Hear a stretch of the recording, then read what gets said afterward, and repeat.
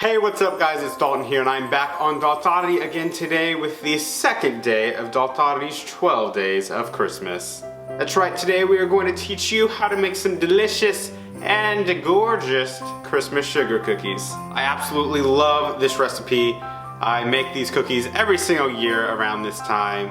It's a really fun tradition and I hope you guys like this recipe too. They're super cute, super fun. Let's get started. The ingredients you will need today is 1 1/2 cup butter softened, 2 cups white sugar, 4 large eggs, 1 tablespoon vanilla extract, 5 cups all-purpose flour, 2 teaspoons baking powder, and 1 teaspoon of salt. Now let's start with that softened butter. And no, softened does not mean stick it in the microwave for a few seconds. That will not work.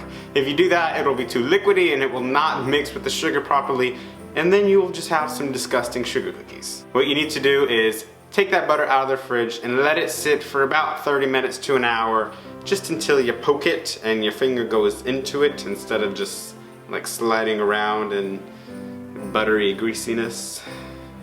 Yeah. Take that butter and pour your sugar on top of it. Mix that together until it is nice and creamy.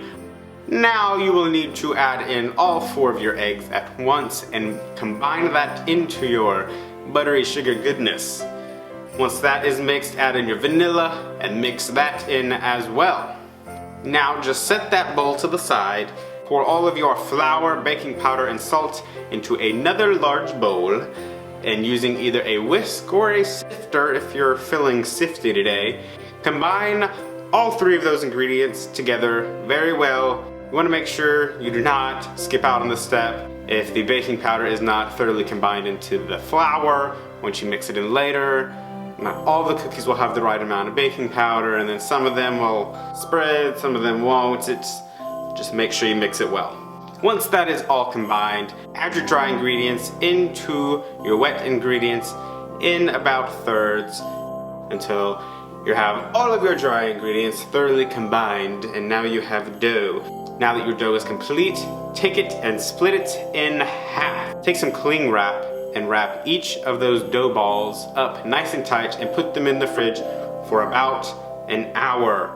Longer if you can. With this recipe, I usually let mine sit overnight just to make sure it is nice and firm and easy to roll out. While you are waiting for your cookie dough to chill, you can use that time to mix up the delicious icing. I'm going to show you how to make your cookies look beautiful and taste good at the same time. This icing is very, very simple. I just take half a cup of powdered sugar, put that in a bowl, add in a teaspoon of almond extract.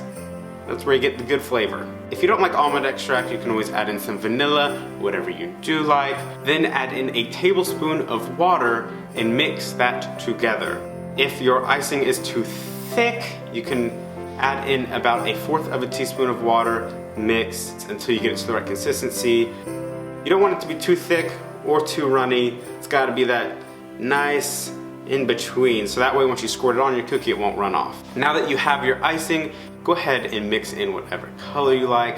I chose some classic red and green, and then some yellows and blues and browns, and of course lots of white. I also mixed up a small batch of a thicker white and put that in this tiny bottle with a smaller tip that I got from the craft store. Now that you've made all this icing, your cookie dough is probably sufficiently chilled. Go ahead and get your dough out of the refrigerator. Sprinkle some flour over your work area and then put the dough down right on top of it, and then sprinkle a little bit of flour right on top of that, and then use your rolling pin to roll it out to about 1/4 of an inch thick.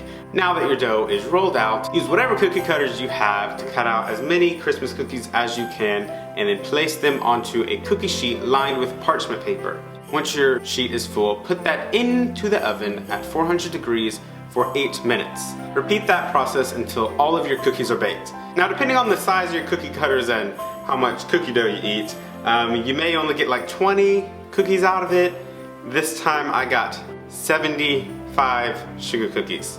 Once all your cookies are done baking, it is time for the fun part, the decorating. Take one of your bottles full of icing, put the tip down onto one edge of the cookie and squeeze. Once you have icing starting to flow out, pick the bottle up so that there's a line of icing hanging out of the bottle and use that to outline the entire cookie. From there you can go back in and squeeze all the icing to fill in the blank area. This will serve as a base coat for our cookies, and then we will go back in once they have dried and we will add in some details. For things like snowflakes, I like to go back in and add some lines to make a little snowflake shape on top of it.